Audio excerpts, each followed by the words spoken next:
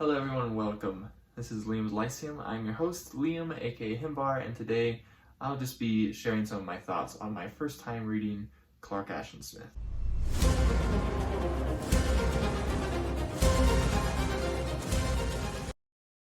So I recently read this book that was a compilation of some of Clark Ashton Smith's short stories, which is what he seemed to generally write anyways, along with poetry, though this doesn't have any of his poetry in it. It's called Lost Worlds 2, or Volume 2. It contains stories from Atlantis, Hyperborea, Zikarf, and then a couple others as well. So overall, I did enjoy this compilation, though it was definitely interesting. Clark Ashton Smith was brought to my attention from some people online recently. Back in the day, I believe maybe the 20s, 30s, 40s, he was one of the big three contributors to Weird Tales, which was a pulpy magazine. The other two were the more famously known Robert E. Howard and HP Lovecraft. And honestly, like I said, I hadn't even heard of him, so it's weird to me that he was one of the largest contributors to this famous magazine, and today he seems a little underrated.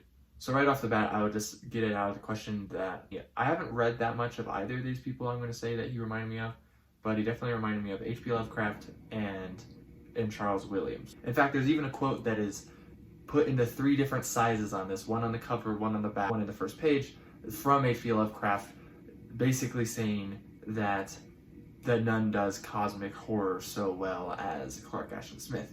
So that's some high praise coming from H.P. Lovecraft, considering cosmic horror is often even just called Lovecraftian horror. There are also other quotes from authors such as Ray Bradbury, Fritz Leiber, Robert E. Howard, Sprague de Camp, and so forth.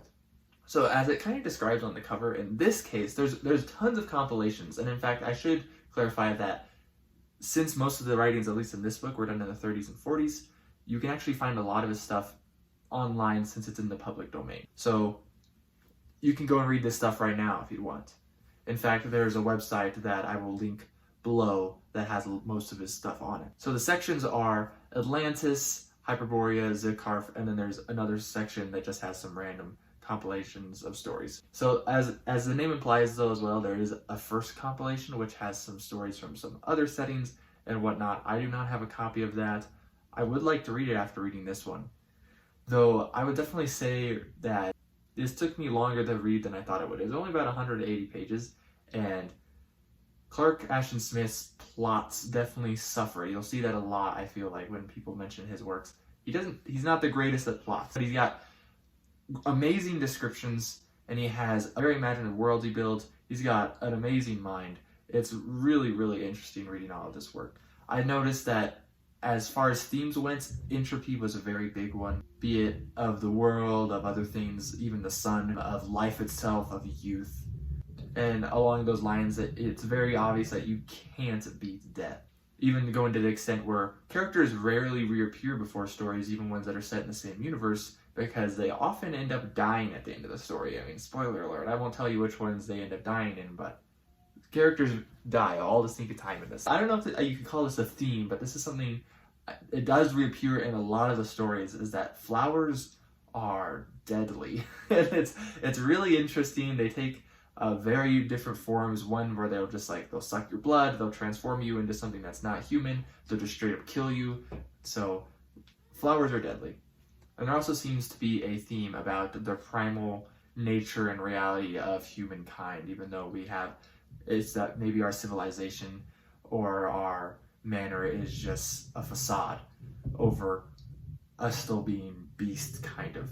So that's something that seems to appear a lot as well. This does have some stories of, again, Hyperborea, Zikarf, and Atlantis. These are not all the stories from those settings, so if you look up online as bibliography, there are more stories set in those settings.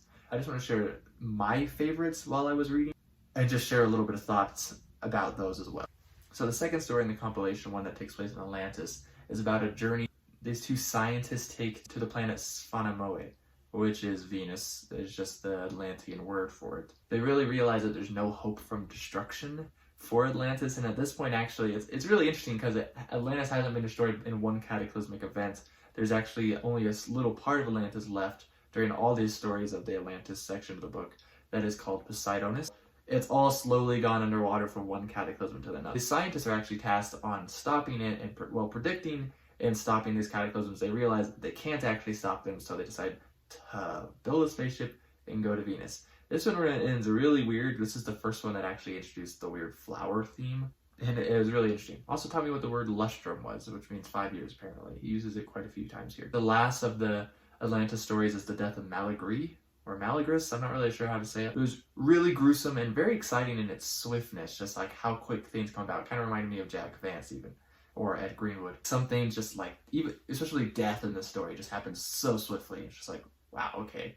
Like, you didn't even give me a chance to see it coming. It's just like, bam, they're dead. The tale of Satampram Zeros. This was one of the tales of Hyperborea, and this one was really interesting. It's actually written in a first-person style as like a sort of a journal, recounting events of this guy named Satampra and his buddy going, basically, they're super encouraged by all the wine they've drank, and they go to this ancient capital of Hyperborea, which, if you're not aware, Hyperborea is, I believe, a northern continent or some such, that while Atlantis gets destroyed by water, by going under the water, Hyperborea gets destroyed by ice as it goes under the ice at the start of the Ice Age. I believe Hyperborea is also the locale of, say, Conan, though different authors there. It's basically just a huge running scene from a dark abomination from the god Sathagua, which is very much a Lovecraftian god. It's very interesting. It doesn't end well, really, at all. The 7 Giases, which is a weird way of saying that. I'm pretty sure the plural of Gias is normally Giasa? I'm not really sure, actually. This one also involves the god Sathagua, and it also utilizes a Gias as put in place by a wizard. Though there are also more Giases that come later, hence the title of the story. And this one was, how do I put it? It was really fun, actually, and it was very interesting getting to see all of these beings. And in fact, the Gias remind me a little bit of Halo, a little bit of Quiet Keep, or even the story of Cuchulainn. I love the use of Gias, honestly, and it takes different forms, different times. In this case, the Gias, of course, to those who don't know, was that he basically had a command and he had to follow it. Like, there was like a magical command that he could not ignore. Also, the being Abhath appears here. He's like the father or mother or something of all abomination type things, and this is a Lovecraftian deity I've actually heard of before, and I believe this is actually its first appearance ever. By far my favorite of the Hyperborean stories was The Coming of the White Worm, which was also the last. It's very fascinating. You kind of connect with the character a little bit more. You can sense the imminent demise. It just like goes from one step to the next step to the next. You're just like, you know, this is bad. So it's very fascinating and very short. I mean, it's interesting how well he was able to get all this stuff to happen in a very short period of time. This is one of the ones that I thought was better as far as plot went. And again, up until this point, it was actually my favorite story. After that, we get to Zikarf, which of the settings, while the first two are doomed to destruction, either under the waves or under the ice. The second one is a sci-fi setting. It's a planet that has 4 moons and 3 suns. And this one was a really interesting setting. The first story is called The Maze of Mauldweb. It was a powerful sorcerer. The character Tiglari is chasing after his lover who has just been taken by Mauldweb. It's really intriguing. This was the character I was able to relate to the most. No, spoiler alert, it doesn't end well really for the character. The second story in Zikarf takes place right after this first story, but while we don't continue with Tiglari, we continue with the sorcerer Mauldweb. And this one takes him to a different planet in the Zikarf system, and it was also really interesting. This one had the most interesting creatures. They were vampiric flower women. They were actually called flower women, but they were a mix of flower and women, and they were beautiful, but they lured you with their song, kind of like sirens. And then I guess when they caught you, they would just suck your blood. Really interesting.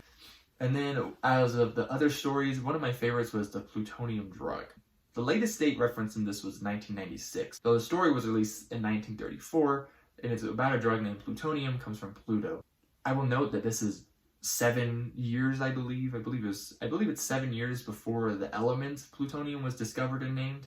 But this one overall had a very sci-fi feel, and I really enjoyed it. While the Zikarf definitely seems like a sci-fi setting, it gives you more of a fantasy vibe, for sure. Or maybe like a science fantasy, while this one is straight up science fiction.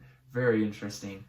Very interesting take on some look at different drugs from different planetary bodies, and I enjoyed this one tremendously. And then the last story in the set was the Gorgon, and this one reminded me the most of Lovecraft. Just this impending doom. This one's also written in first person. Very creepy, very weird. And this one is the one that reminded me most also of Charles Williams, just kind of with its eerie setting. The one book I read by Charles Williams is All Hallows Eve, which takes place in London. This also takes place in London. Anyways, overall though, it was very interesting because Clark Ashton Smith has this like very good sense. Well, he's got a very creative mind, but he also gives you this very good sense, a lack of control and an impending doom. And there's not really much of anything you can do about it. You're gonna die. You're not gonna be pretty anymore. You're basically just an ape, type of thing. And it's really like kind of sad and in some ways a little gross how he even displays it, but it's a very interesting. I would recommend some Clark Ashton Smith to you for sure, as I recommended before, definitely if you're a fan of HP Lovecraft. And again, they're free online, so go ahead and check them out. It's definitely interesting to get in a little bit into the mind of Clark Ashton Smith here, and after reading this, I actually read some of his poetry online, and it's actually really good poetry, and in fact some of it is done in Spanish as well for those who speak Spanish. So very interesting poetry as well, very good meter and rhyme as far as that is concerned as well. Overall, I enjoyed Clark Ashton Smith. I definitely want to read more by him. This is, again, authors I have been reading to more on my quest to read more classic fiction, but specifically classic fiction as it pertains to my favorite genres, being fantasy and science fiction, speculative fiction in general. And I hope maybe you've gotten some interesting takes from this story. Maybe some stories sound interesting to you, and maybe you'll go and read them yourself. But maybe some of you have already read Clark Ashton Smith, and what are your favorites by him? Because I'm definitely interested in reading more. I'm specifically thinking about reading The Dark Eidolon, which I believe has a Penguin's Classics version. And again, I am interested in reading Volume 1 of The Lost Worlds by Panther. Anyways, this has been Liam from Liam's Lyceum. I hope you enjoyed, and again, thank you everyone who comments, likes, and subscribes. It's really crazy how much support I get, but I'll see you next time. Peace.